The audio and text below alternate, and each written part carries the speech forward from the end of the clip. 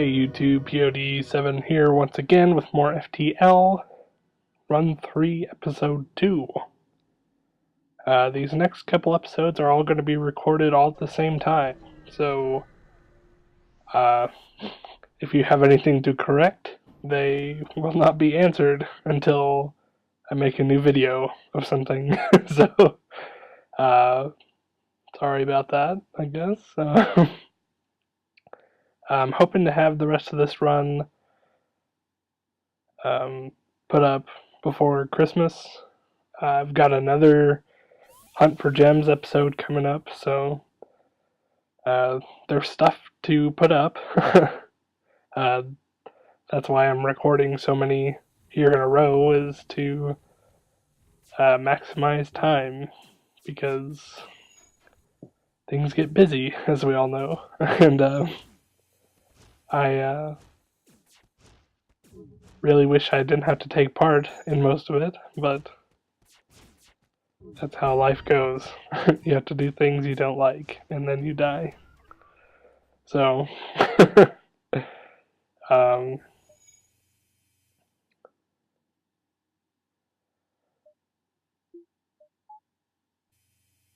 I just totally blanked there. That's bad, because I have 52 more minutes to go.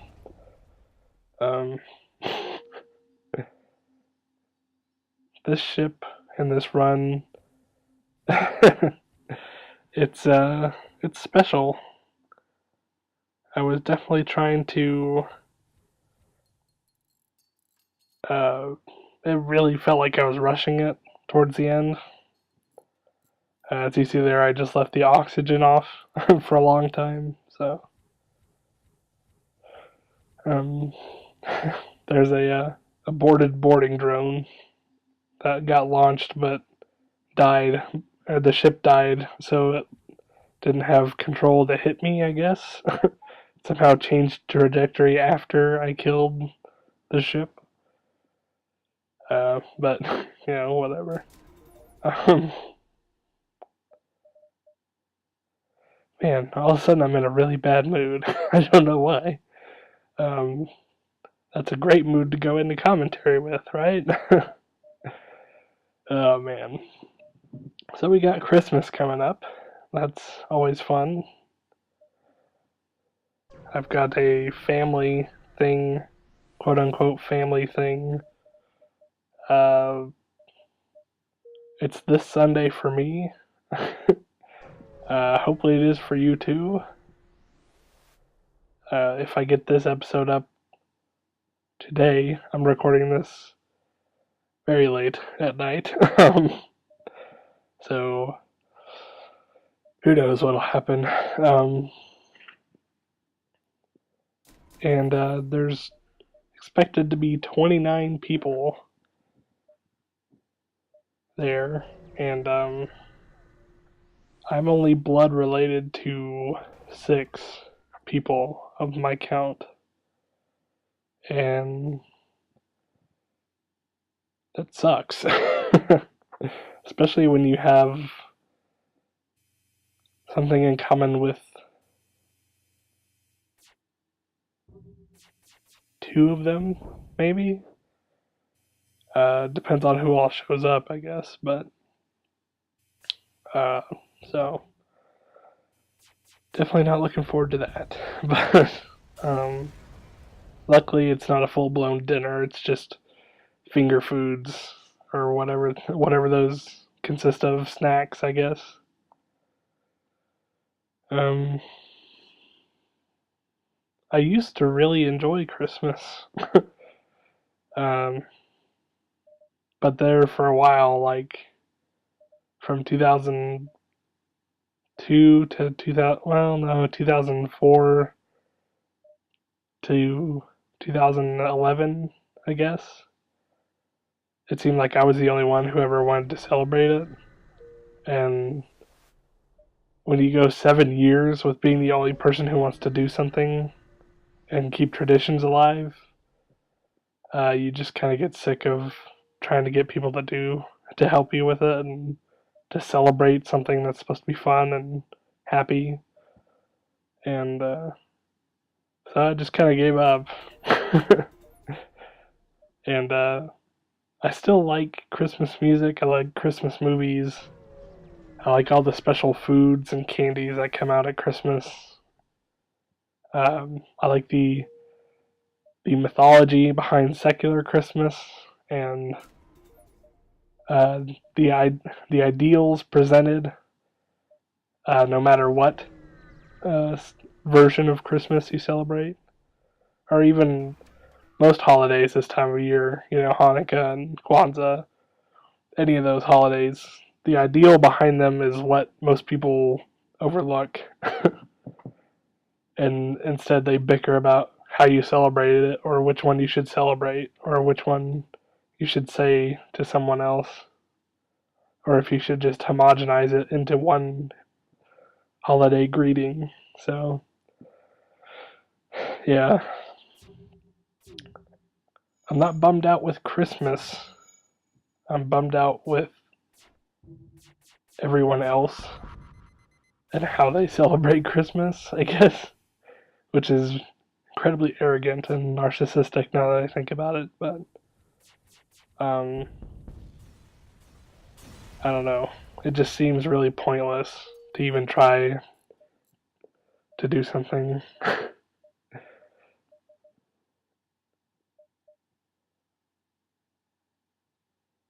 Do something the way you want to when it comes to holidays, because your family is always going to intercede. My my family in particular has a horrific habit of telling me I have plans at the last second, or telling me they have plans that involve me at the last second. And so about 2007, I just stopped making plans. And that doesn't help your social life out very much when you don't plan anything with anybody. Uh, you know, people coming home from college want to know if you're up for anything, and you just say, "I guess so." You don't like ask them what they had in mind or anything, and it makes you come off as a huge prick and disinterested. But really, it was just to save myself the disappointment and the embarrassment of having to tell them that I couldn't hang out with them. There were a couple of exceptions.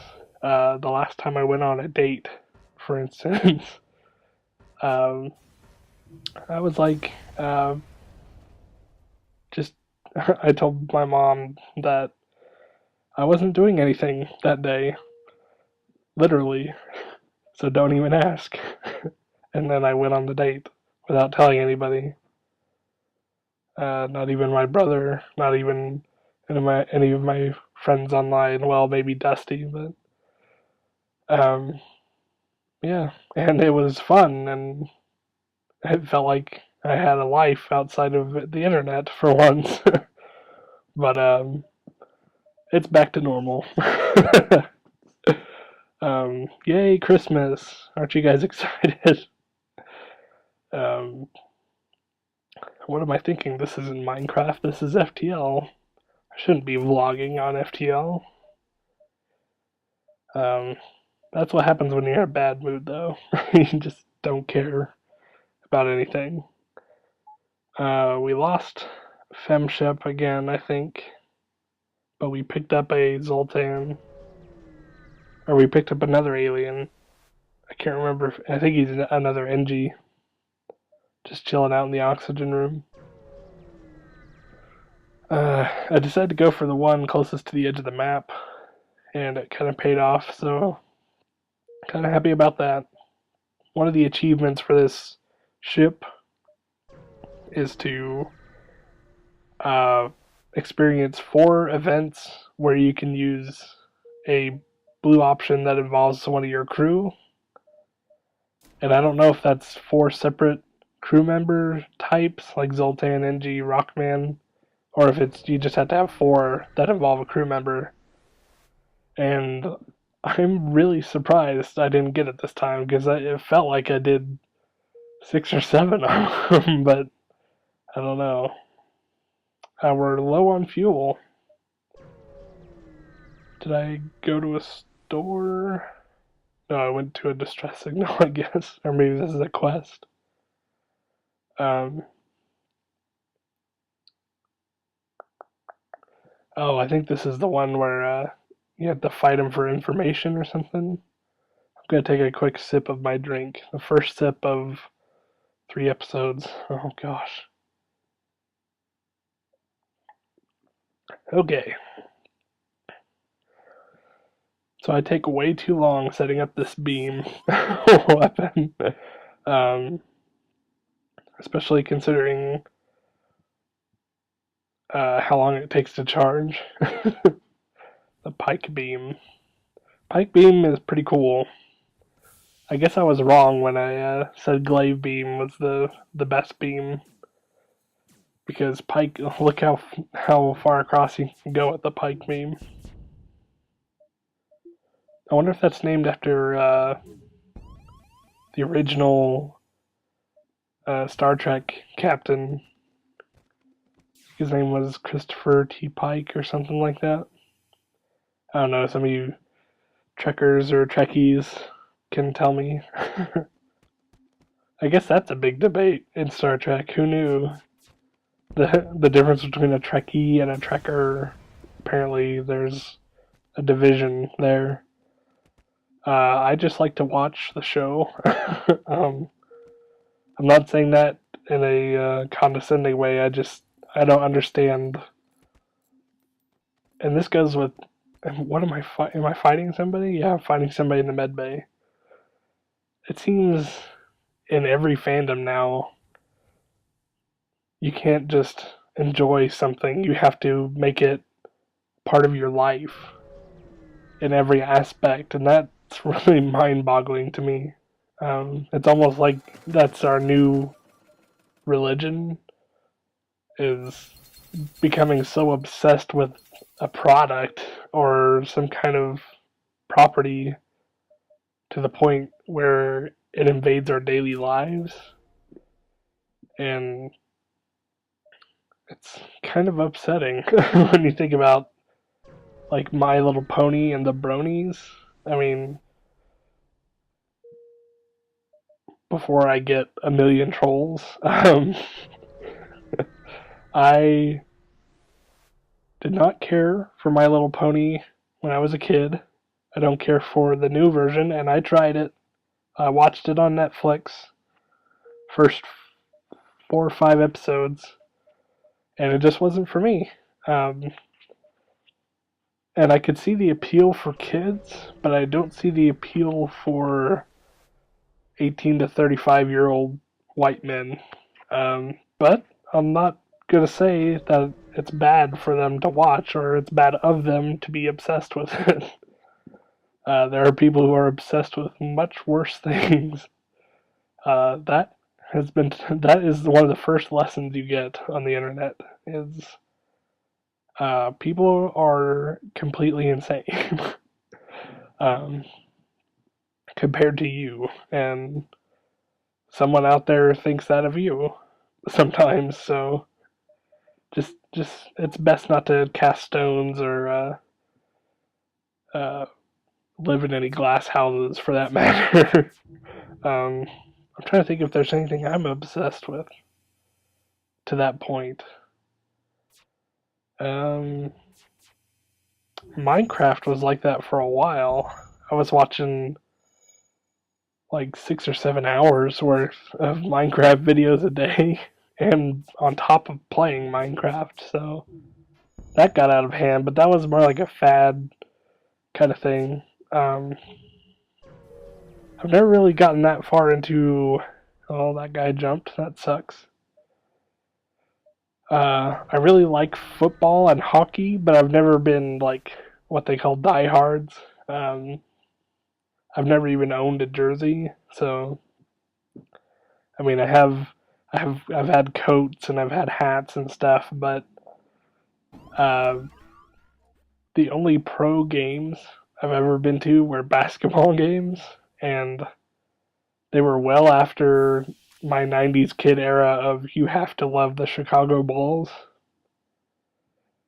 And none of the players that I actually liked were playing at either game. So it was pretty pointless. Beyond the fact that I can now say I've been to a pro sports game.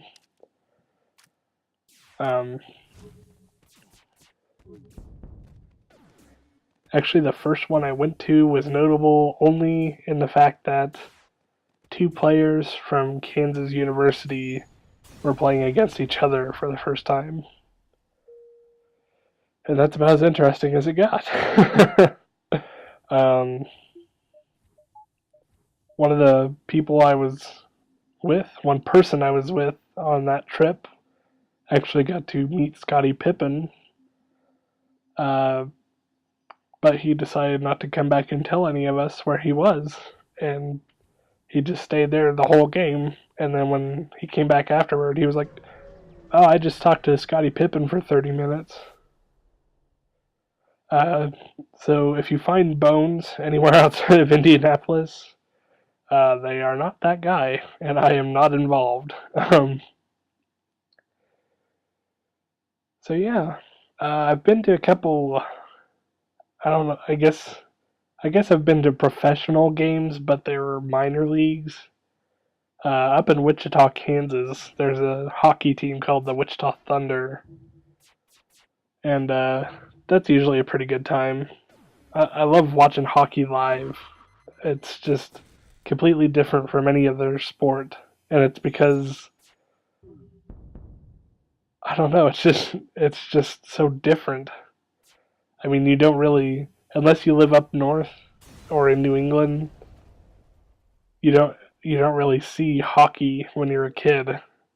Um, so I think that's part of it. I mean, you can go see football anytime or basketball. Oh my gosh, we're almost all the way through the first episode. Okay, well, this is POD7 signing out. We'll continue later.